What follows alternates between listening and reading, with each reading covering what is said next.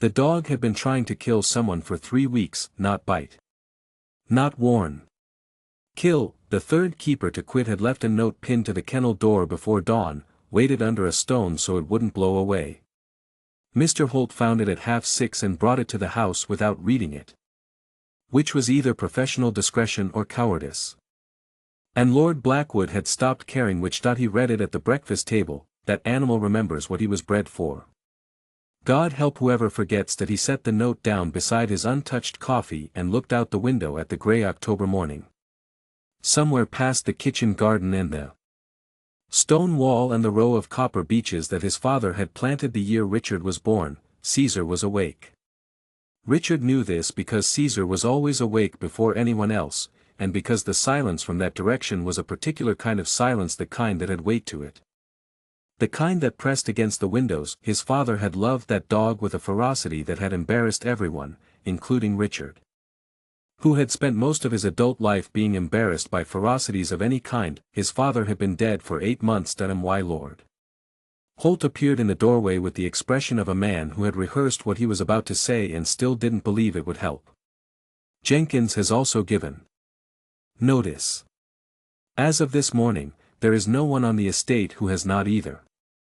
I know. Attempted, or refused to. I know. Holt. A silence. Then find someone who hasn't tried. Richard said. My lord, with respect, there is no one left who. Then find someone from outside. He stood. And the chair scraped against the stone floor, and he walked out of the breakfast room and down the corridor and out through the side door into the cold morning. Because sitting at that table reading that note while Holt enumerated his failures was not something he intended to continue doing. He had been to the kennel 3 times since his father died.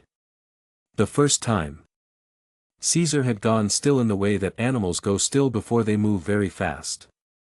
The second time, Richard had come away with a gash across his forearm that had needed 5 stitches and a lie to the surgeon about a fence post. The third time, he had not gone inside at all. He had stood at the paddock gate for 11 minutes she had counted and then walked back to the house. He was standing at that gate now. Caesar was at the far end of the run, enormous and absolutely motionless, watching him with eyes the color of old amber. The ridge of fur along his spine was up. It was always up, these days. The chain was long enough to reach the gate, and they both knew it. Again, Richard said, to no one. My lord. Holt had followed him out, slightly breathless. There is truly no one left. Every man on this estate has either tried and bled, or refused and been replaced. I have exhausted every option I can. Then find someone who hasn't been asked. There is no one who. Me. The voice came from the lane, low, unhurried. A woman's voice. Which was not what anyone had been expecting, and so it took a moment for anyone to turn around. She was already unlatching the paddock gate. She was taller than Richard remembered, though he only had 2 or 3 memories to compare against. And all of them were of a girl helping her father carry equipment across the far field on a summer morning years ago. Not this woman with work-worn hands and sleeves rolled past the elbow and something in her face that was not courage exactly, but something quieter and more durable than courage. The scar on her left wrist caught the light as she pushed the gate open.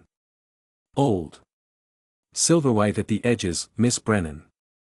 Richard's voice came out flatter than he intended. You shouldn't. She didn't answer him. She didn't look at him.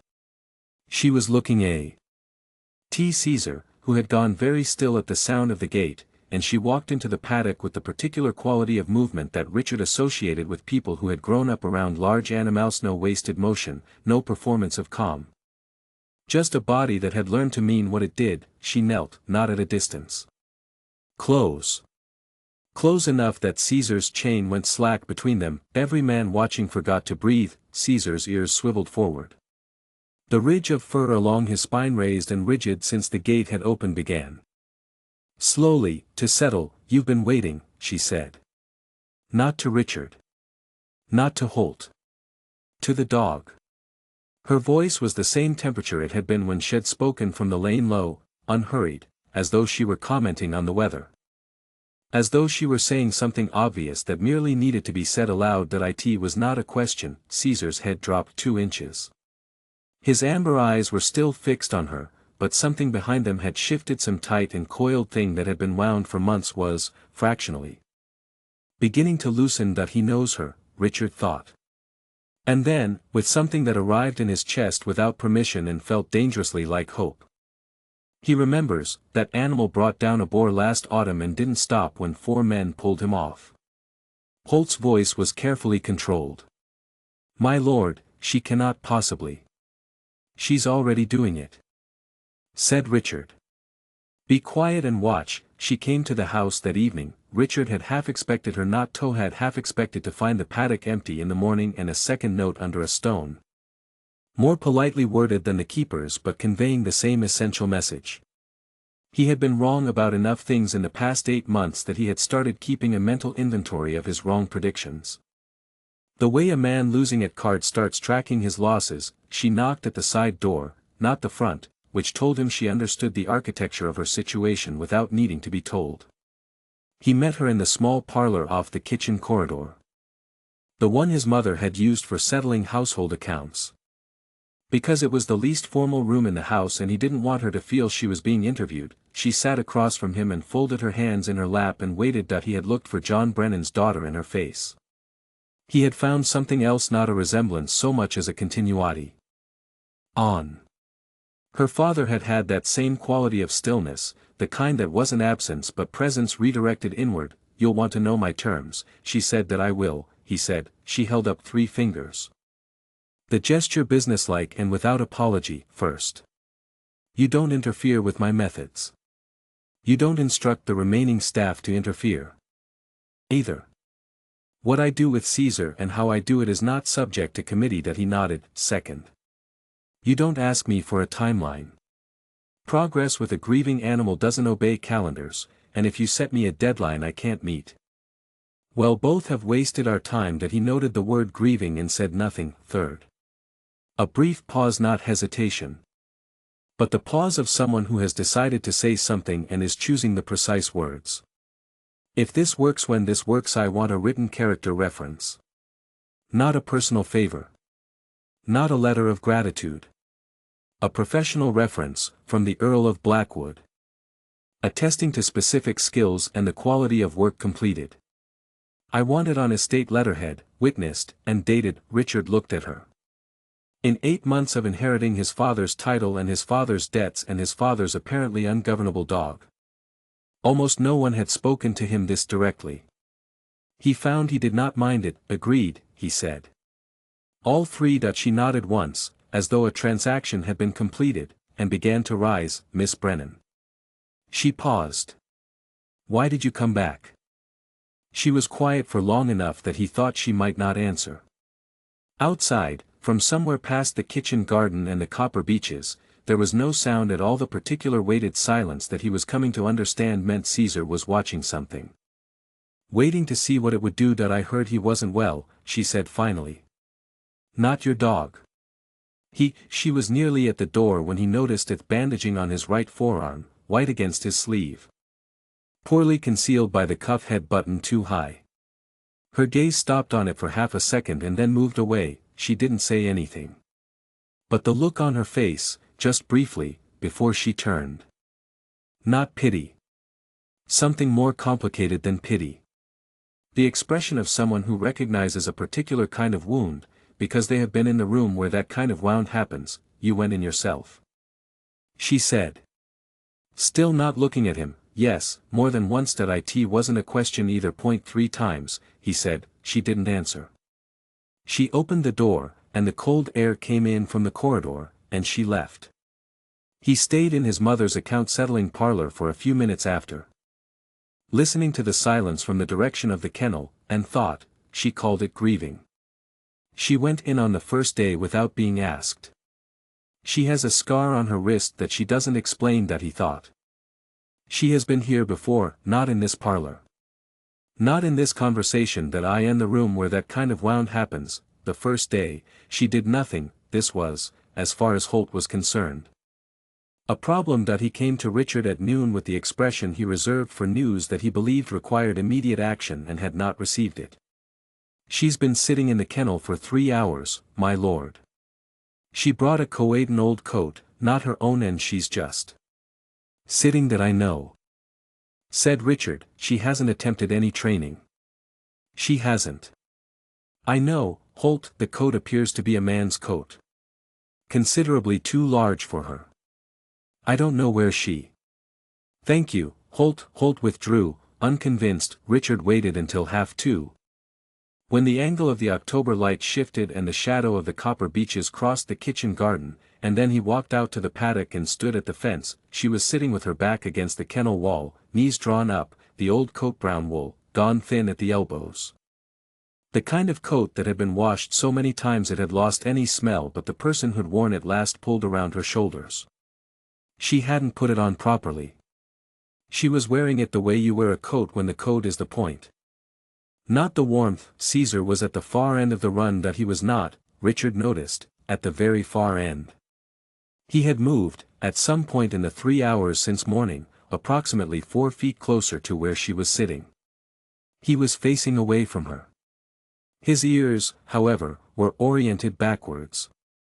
Tracking her with the precision of something that was listening very hard while pretending not to. Meg was not looking at him either.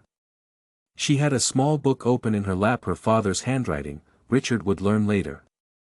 A record of Caesar's habits and preferences and fears dating back to the dog's first year.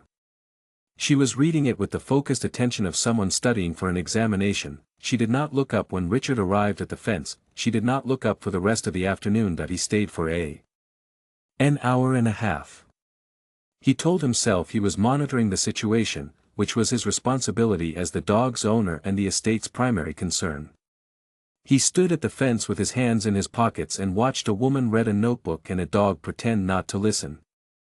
And at some point the watching stopped feeling like monitoring and started feeling like something else, something he didn't examine too carefully. When he went back inside, Caesar had moved another 2 feet. The second day, she spoke, not to Caesar. She spoke to the air in front of her. Or to the kennel wall, or possibly to the coata low. Unhurried running commentary about nothing in particular. The weather. The state of the copper beeches. A comment about a particular type of knot used in the kennel fencing that she found unnecessarily complicated. She spoke the way a person speaks when they are not trying to communicate anything.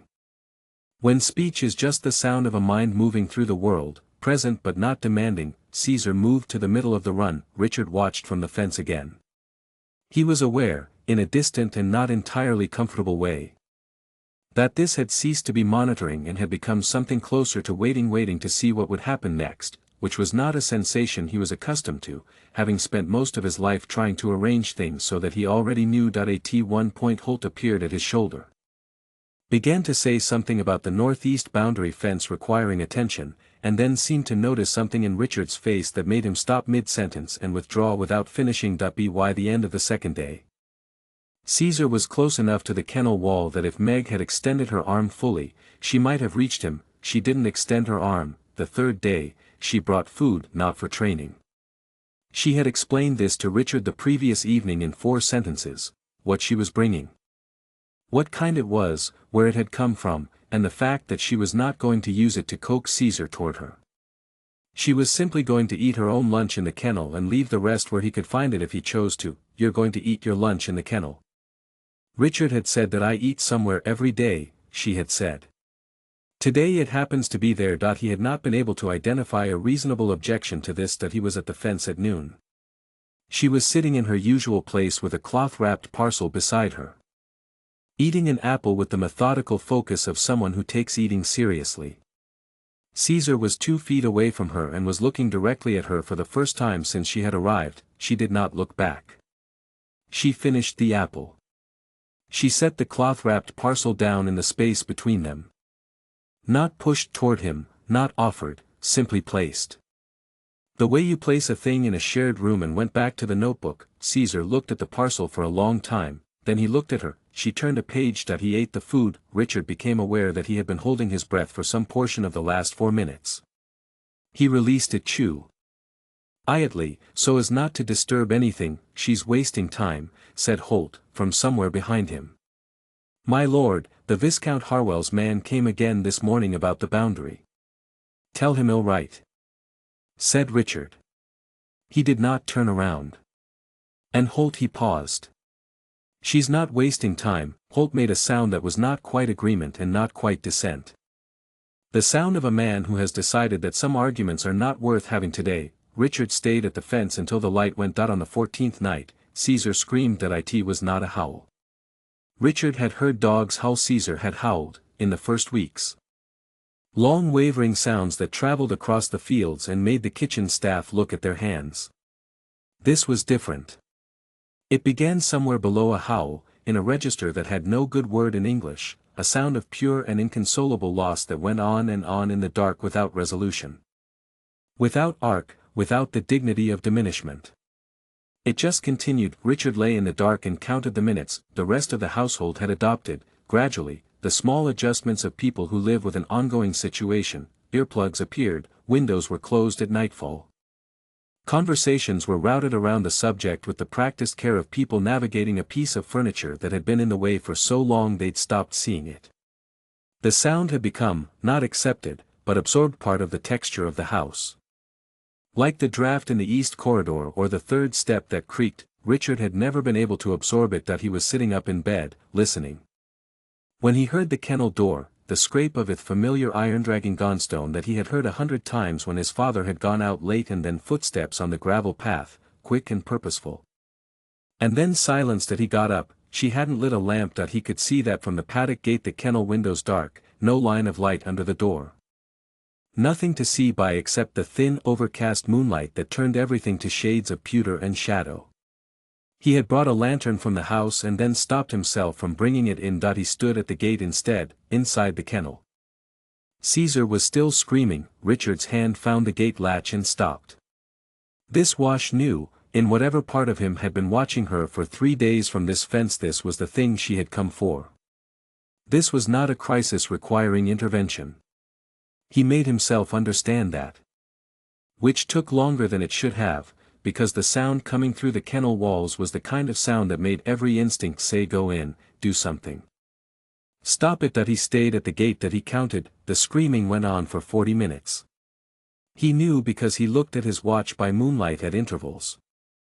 Not because he needed to know the time, but because he needed something to do with his hands. At some point past the first hour had lost precise count. The sound changed. Not stopped. Changed. The quality of it shifted, the way a storm shifts when the worst of it has passed. Still present. Still loud, but something internal to it had released. Caesar was still crying. But he was crying differently. He was crying the way a person cries when someone has sat down beside them in the dark and not said a word and not tried to make it stop. Differently, now. Then alone, then it stopped, not gradually. Just stopped. The silence arrived all at once, the way silences do after very loud sounds, ringing slightly with the memory of itself. Richard looked at his watch.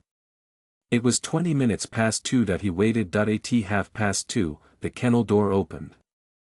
And Meg came out. She didn't see him immediately. She stood in the doorway for a moment, head slightly bowed. One hand braced against the doorframe with a quality that was not exhaustion but something adjacent to it, quality of a person who has been very fully present for a long time and needs a moment before being present anywhere else. She had been crying. He could see it in the way the moonlight cog. Her face, the particular brightness of it. He didn't say anything. He didn't think she had noticed him yet. Then she looked up and saw him at the gate, and went very still. They looked at each other across the paddock in the dark. You stayed? She said. Her voice was level. She was not embarrassed, exactly, but there was something careful in the way she said it, the way you're careful with a thing when you're not yet sure if it's safe to put weight on it. I thought. He stopped. The sentence he had prepared. I thought I should be nearby. In case something went wrong. Sat in his mouth and refused to come out, because it was not entirely true, and she was the kind of person who would know that. I didn't want to leave, he said. That a pause. He slept. She said. Eventually. He's asleep now. I heard it change. She looked at him. He wasn't sure what she had expected him to say, but it wasn't that. They could see it, a slight shift in her expression, something recalibrating. Yes, she said. It does. Change. I mean. If you. She stopped. Try it again. If you let it be what it is instead of trying to make it into something else, it changes on its own. Eventually, Richard thought about his father's study, which he had not entered since the funeral. He thought about the way the house had felt for the first 3 months, the rooms that he had navigated around rather than through. He thought about the word eventually, how long. He said. She was quiet for a moment. I don't know yet, she said. But tonight was different from last night. She came to the gate and he opened it for her, and they stood in the narrow space between the gate and the lane without quite deciding to, both of them looking back at the dark kennel where Caesar was, for the first time in 14 nights. Silent. You should sleep, she said. So should you, she almost smiled. He could see it in the corner of her mouth, not quite arriving, but present. She had been crying in a kennel in the dark and she had not tried to hide it and she was not apologizing for it. And she was standing here in the moonlight with red-rimmed eyes telling him he should sleep, and Richard thought, with a clarity that surprised him, I don't know what I was expecting her to be. But it wasn't this, Miss Brennan, he said. Before she could turn away, she waited. Thank you, he said. For he stopped, because the sentence was too large for the words he had available. For coming back. For going in. For staying in the dark with a grieving dog for 2 hours without flinching. For the coat. For the notebook. For knowing what it means when something changes. For tonight, he said. She looked at him for a moment in the moonlit paddock, and something in her face did something complicated, something that arrived and then was carefully contained, the way you contain a thing when you're not sure yet whether it's safe to let it take up space. That he needed someone to stay, she said. That's all it was. She walked back toward the house, her footsteps quiet on the gravel, and Richard stood at the kennel gate in the dark and listened to the silence from inside, the real silence, the earned silence. The silence that came after and did not go in. Viscount Harwell arrived on a Tuesday, which was, as far as Richard could determine, the only day of the week when the light in the front drawing room was genuinely flattering. He suspected Harwell knew this. Harwell knew most things about Blackwood Estate that could be learned from the outside. Which was a quality Richard had found useful when his father was alive, and faintly unpleasant since that he brought 3 men with him: a solicitor's clerk, a neighboring landowner named Petworth who laughed at everything Harwell said half a second after he said it, and a retired colonel whose name Richard kept forgetting. They arrived at 11 and accepted coffee and arranged themselves around the drawing room with the ease of people who had done this before, in this room. Under the previous occupancy, Richard's father had liked Harwell. Richard had spent 8 months trying to determine whether this was a point in Harwell's favor or against him, and had not yet reached a conclusion. You're looking better, Harwell said. Which was the kind of thing Harwell said true enough to be difficult to object to, framed in a way that reminded you of the previous state it was being compared against. He was perhaps 50, with the build of a man who had once been athletic and had made peace with not being so any longer. And the eyes that missed very little and gave back less. They talked about the boundary fence on the northeast field, which was Harwell's current project and had been for the better part of 2 years. They talked about the county assembly in November. They talked about a mutual acquaintance's unfortunate business in Harrogate, the details of which Richard had already heard 3 times from 3 different sources and which gained new embellishments with each retelling. Harwell was good at this. He was good at the particular kind of conversation that felt like nothing while it was happening and left you, afterward, with the sense that something had been established, some position quietly staked, without your having noticed the staking. They were moving toward the garden for a turn before luncheon. Harwell's suggestion, warmly seconded by Petworth, when Meg came around the corner of the east wing. She was coming from the kennel. She had Caesar's empty water pail in one hand and her father's notebook tucked under her arm, and she was moving at the brisk, purposeful pace of someone in the middle of a task, not performing anything for anyone. She saw the group on the terrace and slowed, fractionally, then continued. Good Lord, said Petworth. Who's that? There was a half-second in which Richard could have said nothing, and the moment would have passed, and the afternoon would have continued on its established course. He was aware of the half-second as it existed and then as it ended. Miss Brennan, he said. Her father was my father's gamekeeper. She's working with Caesar. Harwell turned to watch her cross the far end of the garden path. His expression was pleasant and entirely unreadable. "Brennan," he said. "John Brennan's girl." "Yes, I remember her." A pause, precisely waited. "She's still here." "Then, not she's here." "Still here." As though her continued presence were itself a fact requiring acknowledgement, a thing that had persisted beyond its expected duration. Like a houseguest who had not understood their invitation, the colonel said something about the northeast boundary. Petworth laughed. Harwell watched Meg until she disappeared around the corner of the kitchen garden wall. And then turned back to Richard with a smile that had everything in it except warmth. "Shall we?" he said. Meg did not look back. That he found her 2 days later. She was at the workbench outside the kennel, cleaning the leather lead-soled work, methodical. The kind of task that occupies hands without requiring much of the mind. Caesar was inside, audible by the occasional shift of weight against the kennel door, present but not agitated. The mornings had been better for the past week. Richard had noticed, though he had not said so, that Caesar had taken to lying near the kennel door in the hours after Meg's visits rather than at the far wall. She heard footsteps and looked up, and then her expression did the thing Richard had noticed it did when the person arriving was not who she had expected. A brief recalibration. Something closing down that had been, fractionally, open. Harwell stopped a few feet from the workbench. He was alone, which was unusual, and he was not dressed for a call, which was more unusual still. He had the look of a man who had arranged to be nearby and was now being, merely. "Nearby, Miss Brennan," he said. Pleasantly. "Don't stop on my account. I was just taking the long way round to the stable yard." Meg set down the lead she was working on. Not because he had asked her to. Simply because she had finished that particular section. "That my lord," she said. "Harwell will do. We're not in the drawing room." He glanced at the kennel door, at the sound of Caesar inside. "Progress. From what I hear. Some. He looked at her with the expression of a man assembling information he already has. "Your father worked this kennel for what was it? 18 years, 22 years. He repeated it as though the number were interesting. As though it were a piece of data he was fitting into a larger picture.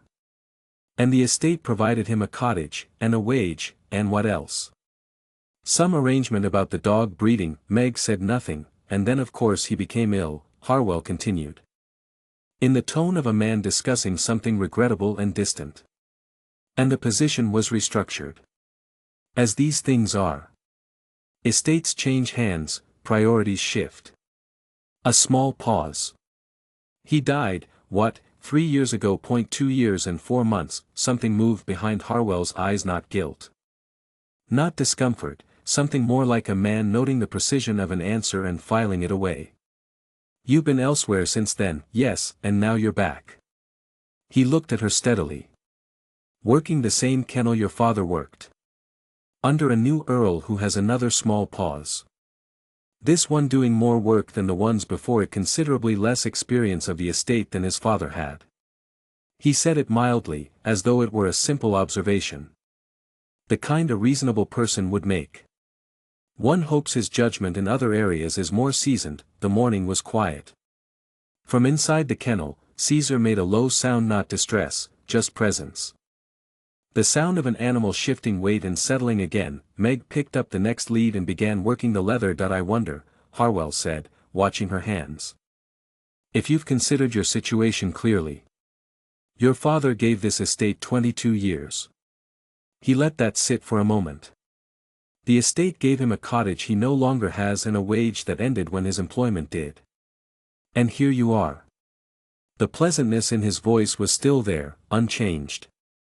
Which was the thing about it. It never changed, it was always exactly this pleasant.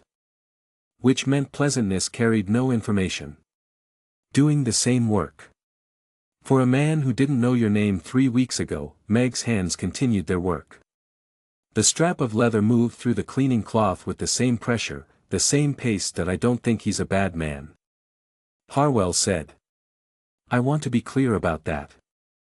I think he's a young man who has inherited a complicated situation and is making decisions based on a brief, almost imperceptible hesitation, incomplete information. About a great many things that there's something specific you wanted to say, my lord? The pleasantness thinned. Not disappeared, thinned, the way a cloud thins when the wind has shifted, becoming translucent enough to see the shape of what's behind it, only that a woman in your position, he said, with your history, the terminated engagement. The years away has very little room for misinterpretation. The county notices these things. People talk. They have already begun to. He tilted his head slightly. I have heard the word imprudent used more than once in the past fortnight. Not by me. I want to be clear about that as well. Meg sat down. The lead, she looked at him. Not up at him, with the particular quality of attention that didn't require height to be level. Thank you for your concern. She said. The words were correct. The tone was the tone of a person who has decided that the correct words are the only words this situation is going to get. Harwell studied her for a moment. Then he smiled, the full pleasant smile. The one that had all its features in the right places. Your father was a proud man, he said. It was one of the things I admired about him. He turned to go. Pride is a fine quality, Miss Brennan. It wants careful management. That's all. In people without the means to sustain it. That he walked away toward the stable yard, unhurried, the gravel quiet under his boots. Meg stood at the workbench and looked at her hands on the leather lead and felt, with cold and clarifying precision. The thing she had been telling herself wasn't happening. She had given him an answer. A direct one. Thank you for your concern. The kind of answer that closed a door politely and firmly. The kind she had used before with men like this and found effective. He had not wanted the door closed. He had wanted her to open it, to step through it into the argument. To be the kind of woman who could be photographed mid-argument and displayed as evidence. She had known this and answered correctly, and it had not mattered, because this kind of man didn't need you to open the door. He only needed to be able to say, afterward, that he had offered you the chance to be reasonable, and you had declined. She looked at the kennel. Caesar was quiet inside. Your father gave this estate 22 years, Harwell had said. And here you are. Here she was. She picked up the lead and went back to work. Because the leads needed cleaning regardless, and because her hands needed something to do while the rest of her caught up with what she had just understood, that she was not here despite the risk. She had been here before and she knew exactly what the risk looked like. And she had come back anyway, and that meant she had already made a choice she hadn't quite admitted to making. The question was what she was going to do with that. She found the diary on a Thursday afternoon. 3 weeks into her time at Blackwood. It was wedged behind a row of estate management volumes on the lowest shelf of the library's east wall, not hidden, exactly, but placed with the deliberateness of something that had been put somewhere specific by someone who knew where it was and intended to return to it. A slim volume, octavo, bound in brown calfskin that had gone soft with handling. Her father's handwriting on the spine. So small she had to crouch to read it, Caesar. From the beginning, she sat down on the floor with it in her lap and did not move for a long time. It was not the notebook she had been using that one covered Caesar's habits and routines and fears. The working record of a gamekeeper doing his job. This was different. This was her father writing about a dog the way you write about something you love when you think no one else will read it. Caesar's first winter. The way he slept with one ear always raised, even deeply asleep. Even as a puppy listening for something, her father had written, even then. As though he already knew his job was to pay attention. A morning in March when Caesar had followed her father all the way to the village and back without being called. Just because he wanted to. He doesn't know yet that he isn't supposed to love people like this.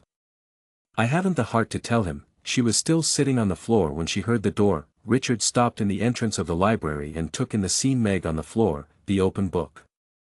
The expression on her face that she hadn't had time to rearrange and said nothing.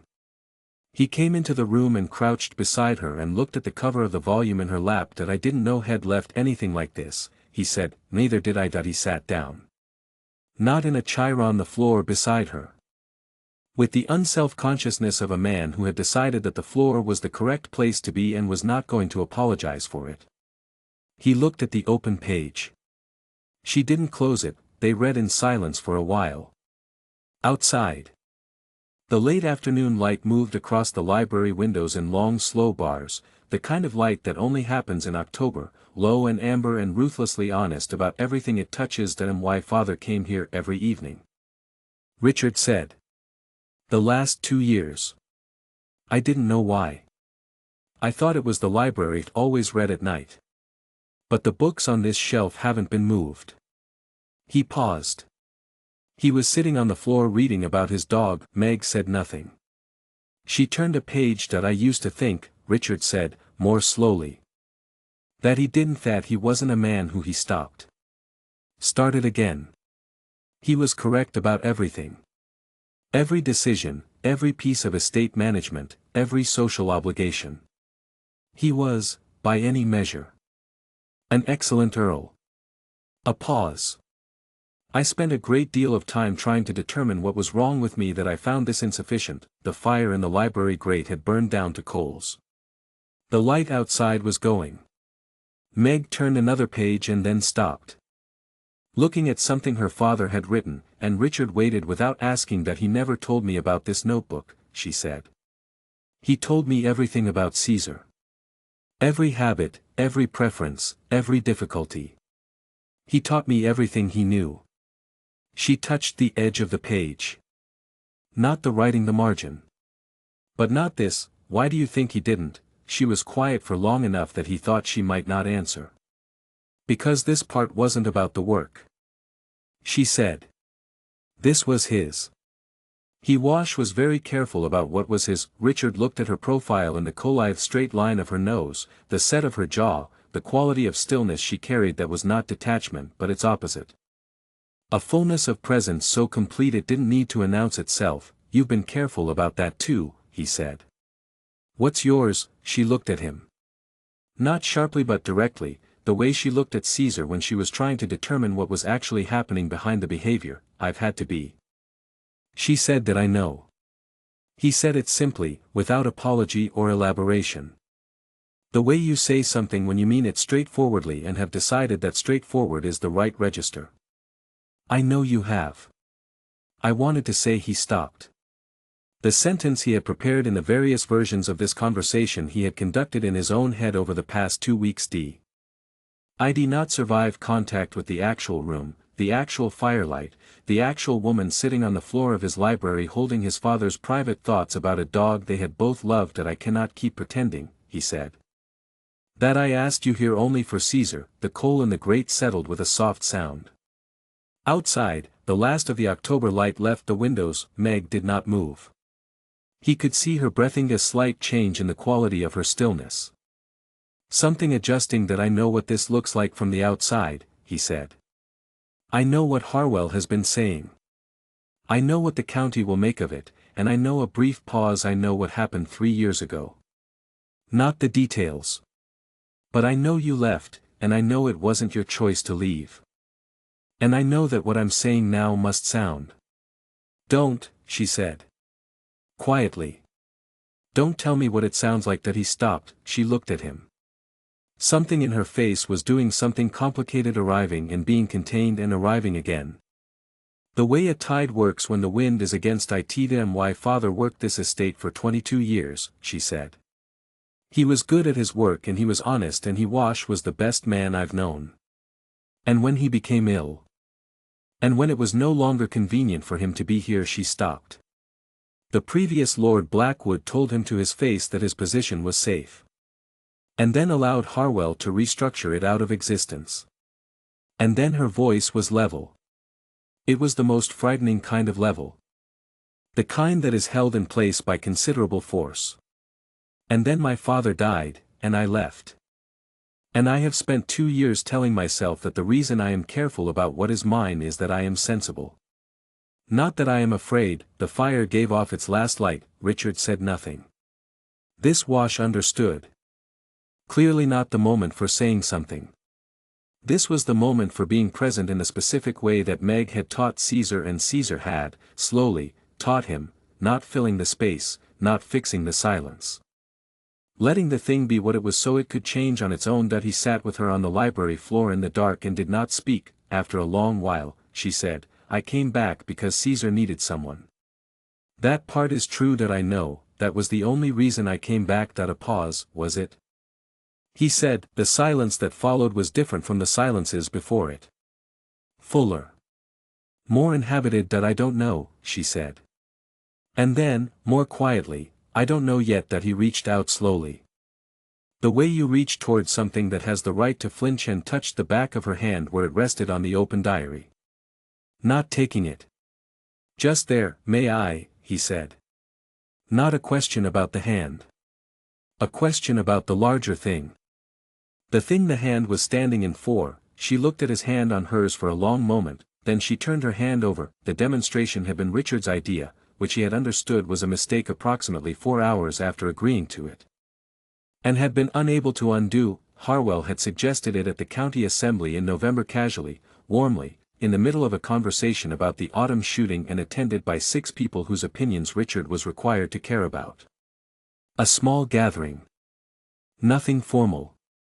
Let people see the dog. Let people see that the situation at Blackwood is well in hand. He had said it with such evident goodwill that declining would have required either an excuse Richard didn't have or a directness that would itself have become a story. So 12 guests on the lawn on a grey November morning. Petworth and his wife. The colonel, whose name Richard had finally learned was Alderton. 3 neighbouring landowners, 2 of whom had known his father.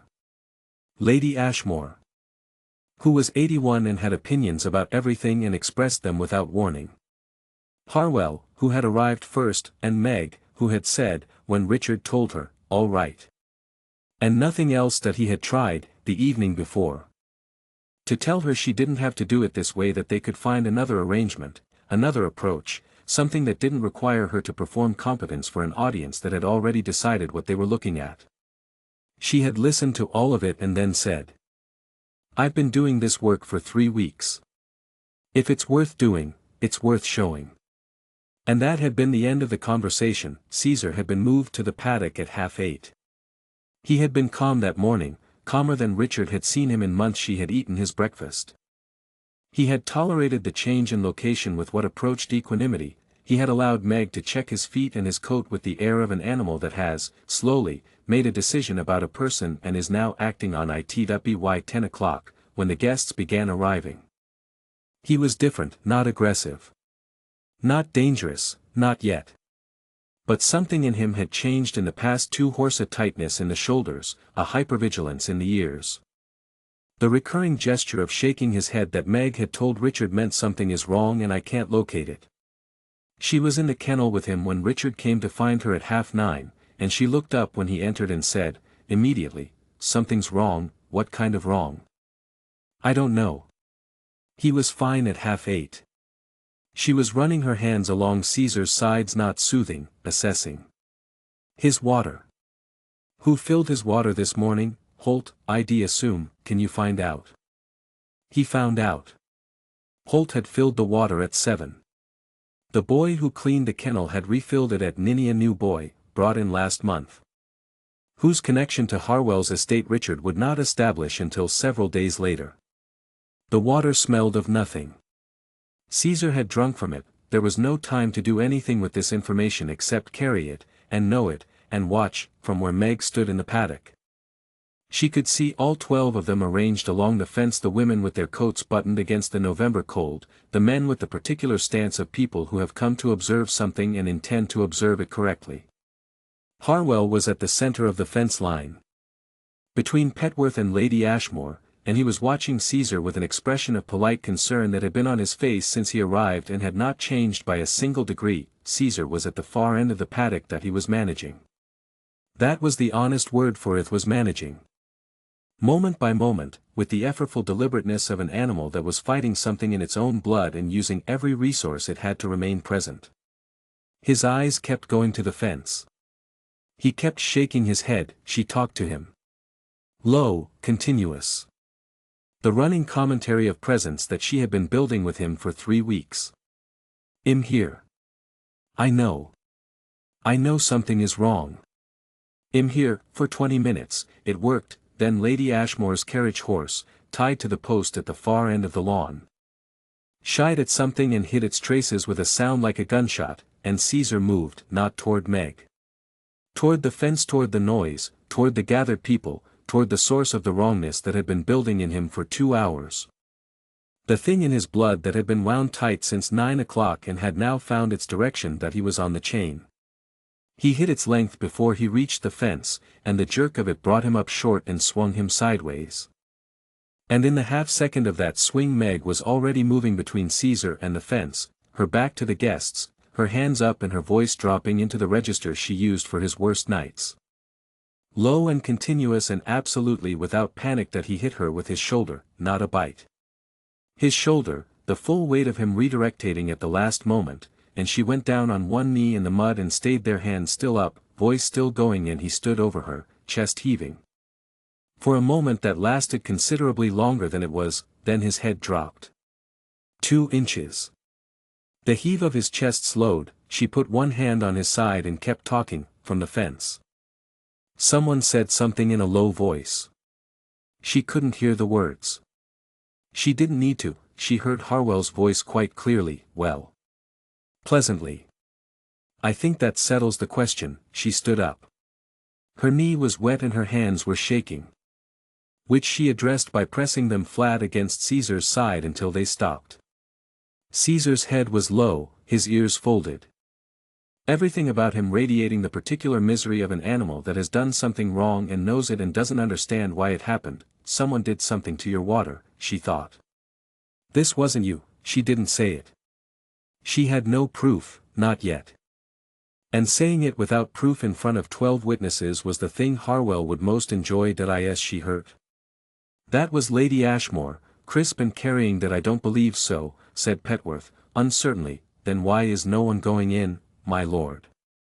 Harwell's voice, directed at Richard. Warm with regret. I think we can see that the situation is rather more complicated than perhaps. Miss Brennan. Richard's voice came from somewhere to her right, not the fence, closer. He had come through the paddock gate while she wasn't watching. He crouched beside her where she was still kneeling next to Caesar. His voice was low, for her, not for the audience. Are you hurt? No, your hands are fine.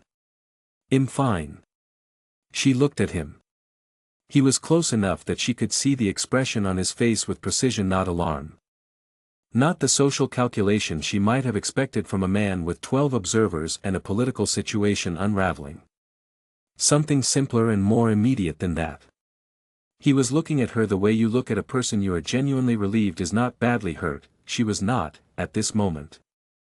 A useful thing he had hired. She could see that clearly. Let me, he started. Don't come in further, she said quietly. It'll unsettle him. Stay here. That he stayed, from the fence, Harwell's voice again. Carrying across the paddock with effortless projection. I think what we've seen today speaks for itself. The dog is clearly beyond. One wants to be charitable beyond what can reasonably be expected of a brief pause. Exquisitely timed. Available resources. The phrase settled over the paddock like the November cold, precise, impersonal.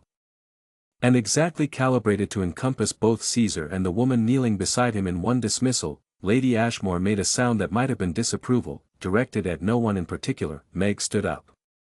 She kept her hand on Caesar's collar, because he needed it. And because her knee hurt more than she'd admitted, and she was grateful for something to lean against. She looked at the fancied Petworth, at the Colonel, at Lady Ashmore whose face gave away nothing. At Harwell with his expression of warm and patient regret. She looked at Richard, that he was still crouched where she'd told him to stay, mud on his good boots. Watching her with the expression of a man who has arrived at a decision and is waiting for the right moment. She did not know yet what the decision was, she was not sure, standing in the cold paddock with Caesar's collar in her hand and 12 people watching. That the moment was now. That it wasn't. Richard stood. He looked at Harwell with an expression that Meg had not seen on his face before, not anger, something more considered than anger, something that had been examined and confirmed and was now simply present. Thank you all for coming, he said. Pleasantly. Entirely pleasantly. I'll write to each of you before the month is out that it was a dismissal so courteous it took everyone a moment to recognize it as such. Harwell recognized it first. Something moved behind his eyes, not surprise, but recalibration. Of course. He said. Still warm. Still patient. Well, speak soon, Blackwood. They left. All 12 of them, in varying degrees of discomfort. Back to their carriages and their horses and their versions of what they had just seen. Richard waited until the last carriage had gone down the lane. Then he came into the paddock, all the way in, and crouched beside Caesar, and put his hand carefully. The way she had shown him against the dog's side. Caesar didn't move away. The water, Richard said quietly. I'm going to find out that I know, she said. This wasn't. I know, she said again. They stayed there in the empty paddock, the three of them. While the November wind came across the fields and moved through the copper beeches, and Caesar leaned slightly, incrementally. With the tentative quality of something that had not fully decided yet against Richard's hand, that he came to the kennel that evening, not at the purposeful hour he usually came, not the morning check, not the midday walk-through that had become, gradually, less about Caesar and more about whatever conversation happened to develop while they stood in the same space watching the same dog. It was past 8, full dark, the kind of November evening that had weight to it, pressing against windows and under doors. And he came without announcing himself and found her where he had half expected to find her, sitting on the low bench inside the kennel door, Caesar's head in her lap, her hand moving in the slow repetitive stroke along his ears that meant you're safe, I'm here. Nothing is required of you. She looked up when the door opened. She didn't move. He came in and sat down on the opposite bench, the one that had been, for the past 3 weeks, functionally his, the place from which he had learned to watch without interfering, and looked at Caesar, who opened one amber eye and then closed it again with the air of an animal that has decided this particular human is not a threat and has been deciding this for some time. They sat in silence for a while. The kennel smelled of straw and leather and the particular clean cold of working animals. And the lamp on the wall hooked through everything into amber and shadow. His knee is bruised, Meg said. Not badly. He'll be stiff tomorrow. And yours? She glanced at him. Your knee, he said. You went down hard. It's fine, Meg. She stopped. It was the first time he had used her given name, which they both registered without acknowledging, the way you register a change in atmospheric pressure, not the thing itself, but the signal of what's coming. It's bruised, she said. Not badly. He nodded. He looked at Caesar, at the slow rhythm of Meg's hand on the dog's ears, at the quality of ease in the animal that had been, this morning, so far from ease that she had not been sure what would happen. The boy who refilled the water this morning, Richard said. He came from Harwell's estate. His mother is Harwell's housekeeper's sister. I've spent the afternoon. He paused. I can't prove what was in the water. I can prove the connection. Meg said. Nothing. That I am going to dismiss him, Richard said. And am going to write to Harwell. Another pause. This one carrying more weight. And am going to make clear that I know what the connection is, and that I have documented it, and that if anything of this kind occurs again on this estate, I will be considerably less measured in my response. Hell, say you can't prove anything that I know. Hell, say you're a young earl making accusations against a man your father called a friend, and that you've been. She stopped, compromised in my judgment. Richard said. I know what hell say. Meg looked at Caesar. Her hand had stilled on his ears. He nudged her fingers with his nose until she started again. They'll be waiting, she said, for you to announce that the arrangement here has concluded. That I've finished the work and returned to wherever I came from. She kept her voice level. The level was held, as before, by considerable force. If you write to Harwell and dismiss the boy and don't do the other thing, it will look like you're protecting a mistake. It will confirm everything he's been saying about your judgment that I know that too. So you understand that what you're proposing is. Meg. He said it quietly, and she stopped. He was looking at her now. Not at Caesar. I'm not going to announce that the arrangement has concluded. She held very still. They'll be waiting for me to do that, he said. Because that is what a careful man does when his judgment is questioned. He retreats. He demonstrates that the judgment was never as committed as it appeared. A pause. I don't intend to demonstrate that. She looked at him for a long moment, the assessment look, the Caesar look. The look she used when she was determining what was actually happening behind the behavior. You should know, she said carefully, that my being here, my continuing to be here, costs you something. With the county. With Harwell. With every person who was at that fence this morning. That I know what it costs. That I am not sure you do. Her voice was still level. But something underneath it had shifted, something that was not argumentation but its opposite, a kind of desperate honesty. The voice of someone who is trying to give a person the complete information before they commit to something they cannot undo. My father served this estate for 22 years and it did not protect him. I am not the same as my father, and you are not the same as your father. But I have learned certain things about how this kind of Meg. He leaned forward, his elbows on his knees, and when he spoke again his voice had the quality it had had on the library floor, stripped down, direct.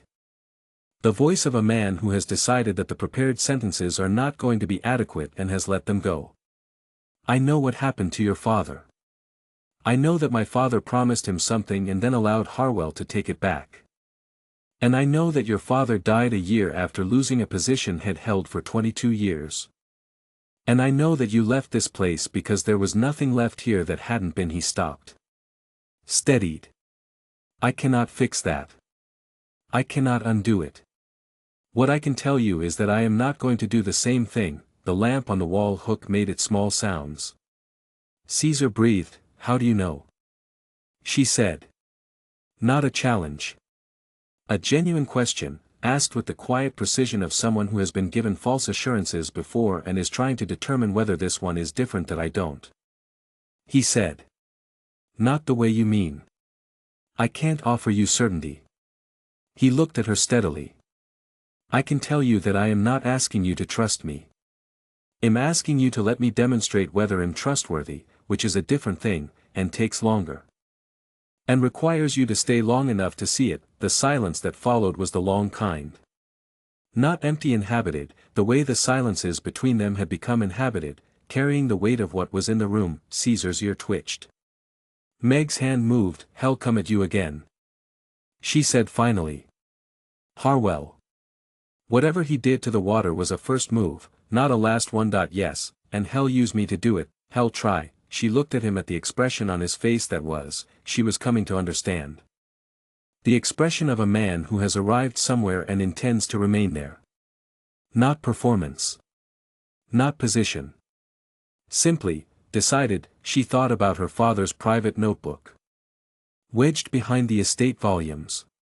She thought about 22 years and a cottage that was no longer there and a promise that had not been kept. She thought about Caesar nudging her fingers when she stopped moving. All right.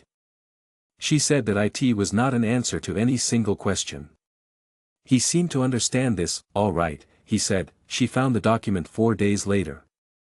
At the bottom of a wooden crate she had been avoiding. That it was one of 3 crates that had been delivered to the kennel storeroom the previous spring. Her father's effects. Collected from the cottage after his death and sent to Blackwood because there was nowhere else to send them. The cottage had gone to the new keeper, who had lasted 6 weeks before Caesar sent him to the surgeon. The crates had been stacked in the storeroom and stayed there. She had been working around them for 3 weeks. The document was in the 3rd crate. Under a folded canvas coat and a set of leatherworking tools and a tin box of the dried herbs her father had used for the dog's joints in winter. It was wrapped in oilcloth, which meant he had meant to protect it. Which meant he had known it was the kind of thing that needed protecting. She sat on the storeroom floor and read it twice. That it was a record. 18 months of records, in her father's careful hand, dates, measurements, witness names. The specific locations of boundary markers along the northeast field. Sketches of fence posts, precise enough to be used in court. 3 separate occasions on which Harwell's men had moved markers by increments small enough to be deniable. Noted and dated and witnessed in each case by her father's signature and, where he had been able to arrange it, by one other name. The last entry was dated 6 weeks before her father became ill. She sat with the document in her lap for a long time. The northeast boundary. The fence that Harwell had been discussing with Richard since before his father died, the fence that was always under negotiation. Always being reviewed, always just short of resolution. The thing that Holt mentioned in nearly every meeting. The thing that Harwell's clerk had come about the morning after the demonstration. Her father had been watching this for 18 months. Watching and recording and protecting the record. Because he had understood, because he had known Harwell long enough to understand that the watching would only matter if it survived. That it had survived in a crate in the kennel storeroom for 2 years because no one had thought to look. She rewrapped it in the oilcloth and stood up and brushed the storeroom dust from her skirt, and she thought about what it meant that her father had kept this, not reported it, not used it, kept it. He had been a careful man. He had known his position, known the limits of it. Known that a gamekeeper's testimony against a viscount was a thing that required very careful handling, that he had kept the record and waited. She thought about what he would have done with it. Given more time, she put the package under her arm and went to find Richard. She found him in the estate office, which is where he was in the afternoons. Working through the accumulated correspondence with the focused unhappiness of a man who had not been raised to enjoy correspondence and had not made peace with the fact that it was now largely his life. He looked up when she knocked. And his expression moved through several things quickly when he saw what she was carrying. She set the oilcloth package on the desk in front of him. Why father kept records, she said. Of the northeast boundary. 18 months of them. Dated and witnessed. She paused. Harwell moved the markers 3 times. My father saw it and documented it. Richard looked at the package. He did not reach for it immediately, which she had not expected. She had expected him to open it, to read it. To begin the process of converting it into action. Instead he looked at it for a moment with an expression that was not calculation but something more complicated. Your father had this. He said, yes, for 18 months before he died, yes, and he didn't. He stopped. He kept it. He was waiting. That I think so. Richard looked up at her. For what? She met his eyes. For someone who would know what to do with it. A pause. And perhaps for someone he trusted to give it to. The estate office was quiet around them. The small sounds of the fire, the distant sound of the stable yard. The particular quality of afternoon light in November that made everything look considered and still. This changes what I can say to Harwell, Richard said slowly. Yes, this changes what I can say to anyone that I know. That he looked at her, at the expression on her face. Which was the expression of someone who has brought a thing they cannot hold alone and placed it in the hands of the only person they have decided can hold it too. You should know, she said carefully, that the moment you use this. Hell know where it came from. Hell no, I found it. That I know, and hell no that I gave it to you. Yes, she nodded once. She had known this before she picked up the package. She had known it on the storeroom floor with the document in her lap. Had turned the knowledge over and examined it and arrived, as she had been arriving at things for the past several weeks, at a place she hadn't entirely anticipated reaching. It's yours. She said. It was always meant to go somewhere. My father just needed to wait for the right somewhere. Richard held her gaze for a moment. Then he reached out and picked up the package with both hands, careful with it. The way you are careful with something that has waited a long time to be useful. Thank you. He said. For trusting me with this. She thought about 22 years. She thought about the private notebook on the library shelf. She thought about a man who had spent his whole careful life keeping records of things that mattered, and waiting. Don't make him wrong for having waited. She said that it was not a threat. It was not even, quite, a request. It was the only thing she had to give him that was not hers to give, and she gave it anyway. The County Land Committee met on the first Friday of December. In the assembly rooms above the market hall in Harrogate, a room that smelled of candle wax and old wood and the particular staleness of arguments that had been having themselves in the same space for a generation.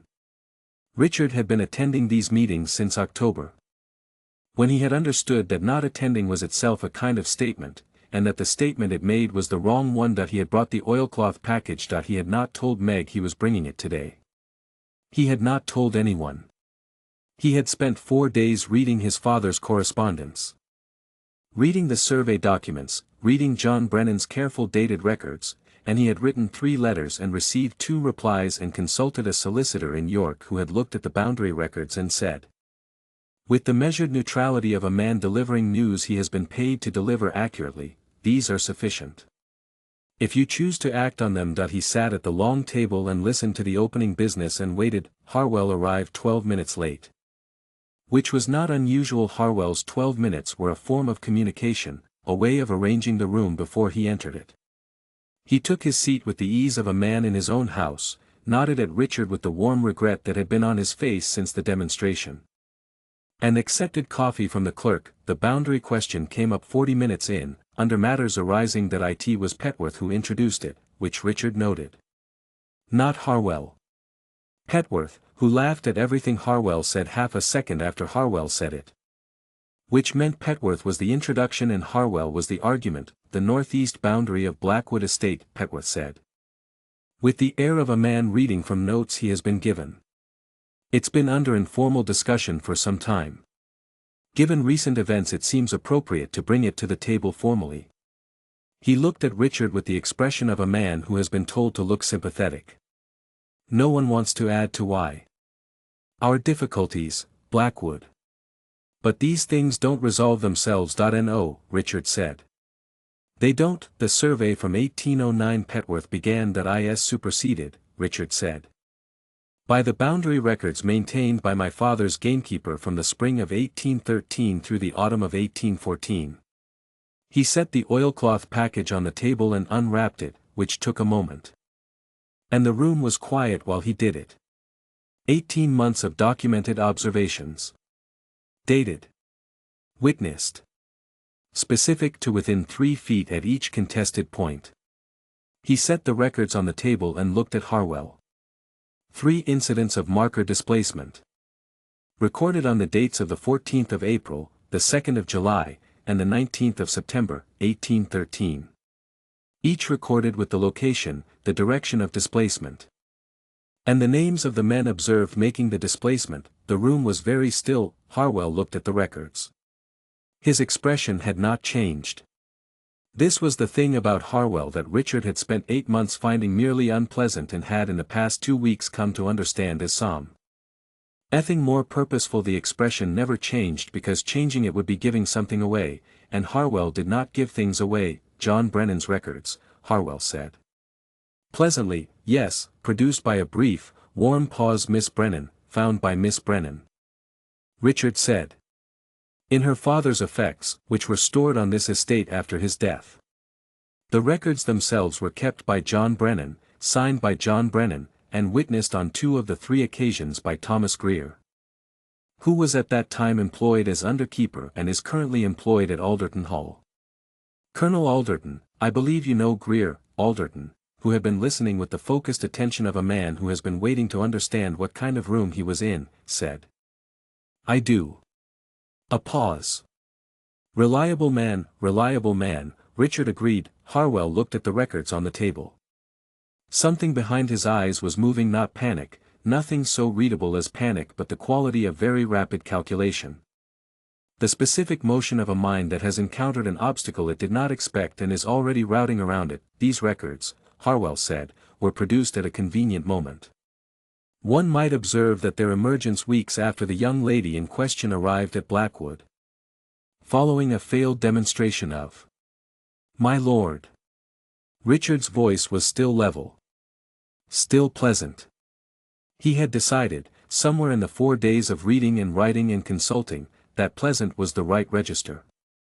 Because pleasant could not be photographed and displayed as evidence of instability.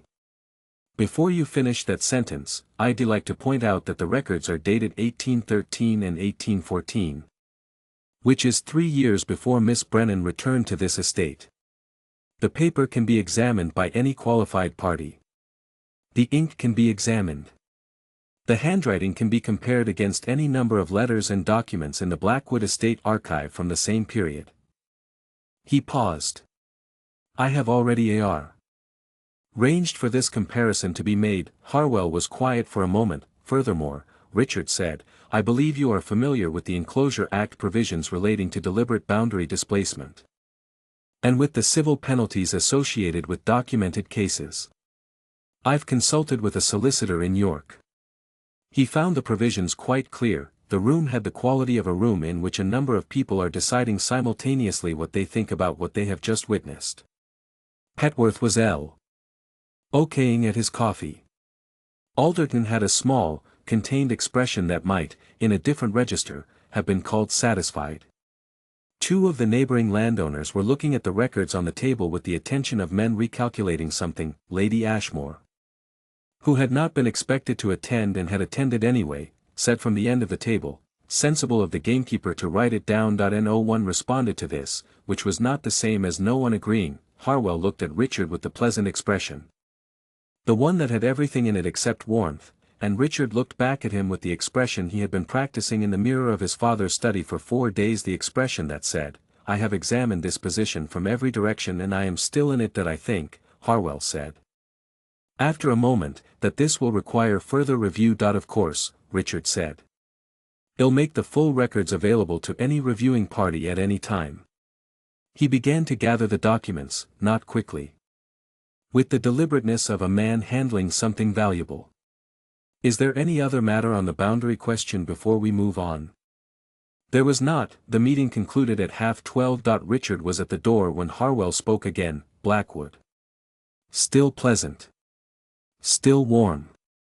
The warm regret was at its most refined. He had had an hour to refine it. I hope you understand that nothing that has been said today reflects any persona. I understand completely. Richard said, the county has a long memory. Decisions made in the first year of a new tenure have a way of defining. My Lord Harwell. Richard turned. He looked at Harwell with the expression that had been examined and confirmed and was now simply present. I am aware that you have been, for the past 6 weeks, conducting a considered effort to establish that my judgment is impaired. That the presence of Miss Brennan on this estate constitutes evidence of that impairment. He kept his voice at the same level throughout. I want to be clear about something. My judgment has been examined from the inside more rigorously than it has been examined from outside. And the conclusion I have reached is that Miss Brennan's presence on this estate represents the best decision I have made in 8 months of making decisions. A pause. She found the records that were sitting in a crate in my kennel storeroom. Because she is meticulous, and honest, and knows this estate better than anyone currently employed here, including myself. She has managed a dog that 3 experienced keepers refused to manage, using methods that I did not understand and have come to understand, slowly, as the correct methods. He looked at Harwell steadily. If this is impaired judgment, I find him quite comfortable with it. Harwell said nothing. The pleasant expression was still in place. But Harwell said nothing. Which was its own information. The boundary records will be available at your convenience, Richard said. Good afternoon. He walked out into the December street, where the cold hit him immediately and completely, and stood for a moment with the oilcloth package under his arm and the cobblestones grey under his boots, and let the cold do its work. That he had not said everything he intended to say. There was still the larger thing, the thing that had been building since the library floor, since the paddock gate in the dark, since Meg had handed him her father's records with the particular expression of someone placing a weight they have been carrying alone into another person's hands. That was not the room for it. That was not the moment, but he knew now, with the clarity of cold air and completed action, that the moment was coming, and that he was not going to manage it into something careful and contained. That he walked back to where had left the carriage, when he arrived at Blackwood. Meg was at the workbench outside the kennel. She saw his face. She didn't say anything. She set down the lead she was working on and waited, with the particular quality of waiting that she had, the quality that didn't press. That simply made space for whatever was arriving to arrive in its own time. That he told her what had happened. He told it plainly, without embellishment, the way you tell someone something when you trust them to understand it without decoration. He told her about the records on the table. About Alderton, about Lady Ashmore's observation that it had been sensible of the gamekeeper to write things down. He told her about the conversation at the door. When he finished, she was quiet for a moment. Hell, review the records, she said. Hell, look for any ground to contest them. Yes. He won't find any. My father was thorough, that I know. He looked at her. I know he was. She looked at the kennel. From inside came the small sounds of Caesar in the afternoon, the shift of weight. The specific sound of a large animal lying down with the deliberate care of one who has learned that certain positions are comfortable and others are not. Miss Brennan, Richard said. She looked back at him. Meg. He used it deliberately this time, not by accident. I said today, in that room, that you represent the best decision I've made in 8 months. He paused. That was accurate, but it was not complete. She was very still. You scare me, he said. I want to be honest about that. You scare me. In the way that he stopped. Started again. I spent 8 months being a correct Earl. Making defensible decisions, managing inherited problems. Trying to be what the situation required. And then you walked into my paddock and knelt down in the mud and talked to a grieving dog like it was the most natural thing in the world. And everything I had decided about what was manageable and what was not became considerably less certain. He looked at her steadily.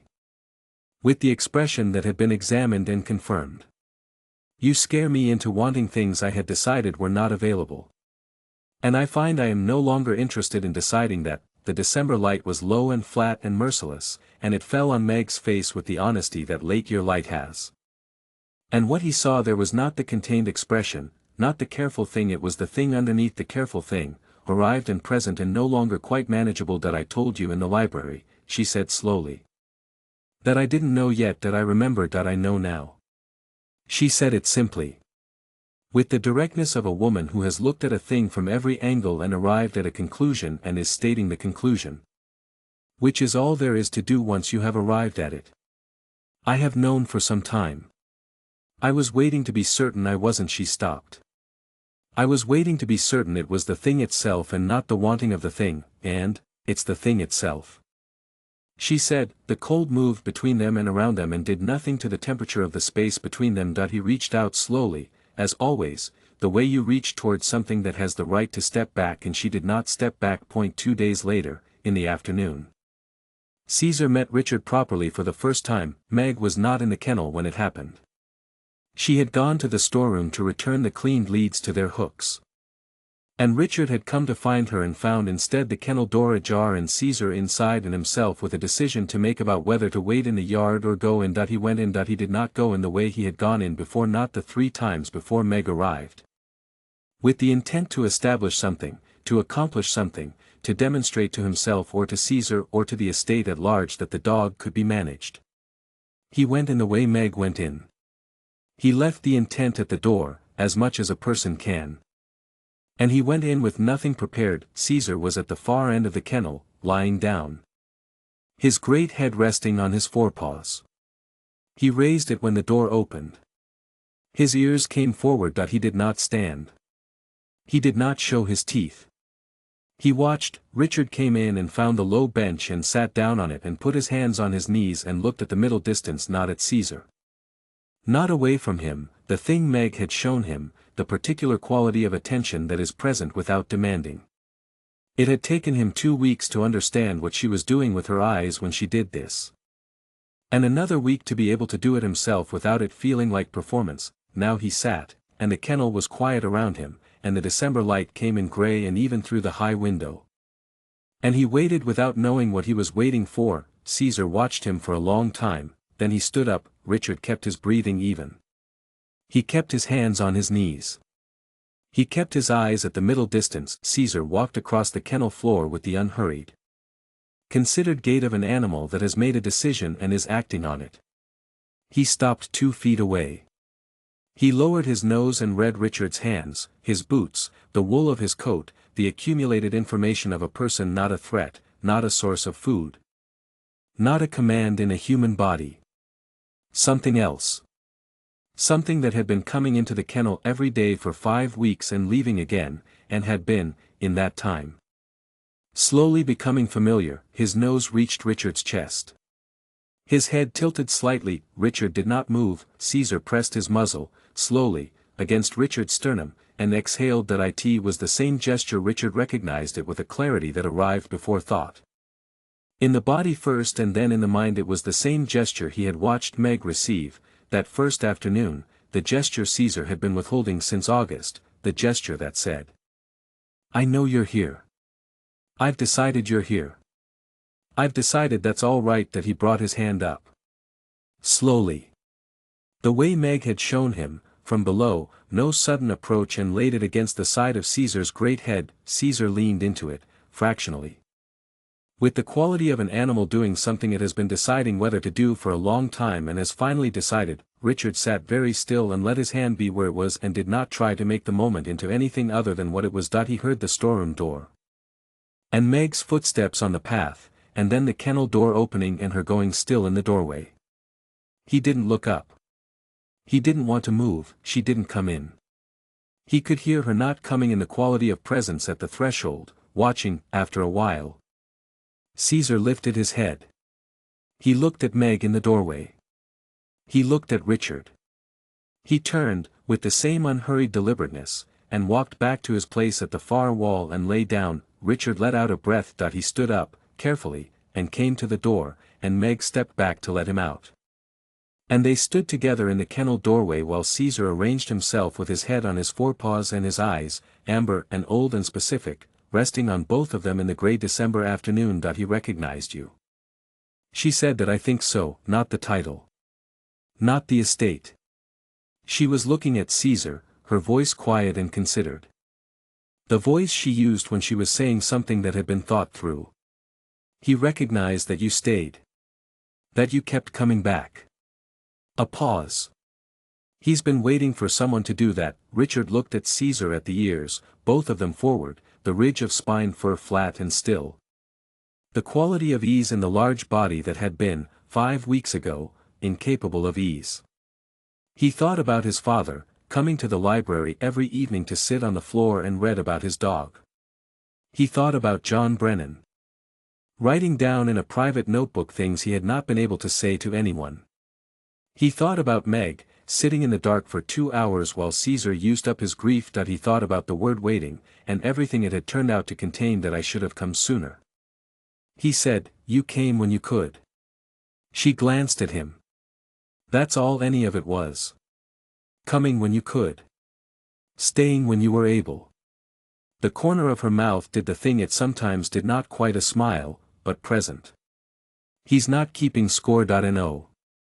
Richard looked at Caesar, who had closed his amber eyes with the air of an animal that has done what it set out to do and is now resting from it. "I don't think he is." The December afternoon settled around the kennel and the yard and the copper beeches beyond the wall, and neither of them moved. And Caesar breathed in the particular rhythm of deep and untroubled sleep, and the cold was cold and the light was the color of pewter and everything was, in the precise way of things that have been waited for long enough to become real, entirely itself. Inside the kennel, Caesar slept. Outside, the two of them stayed.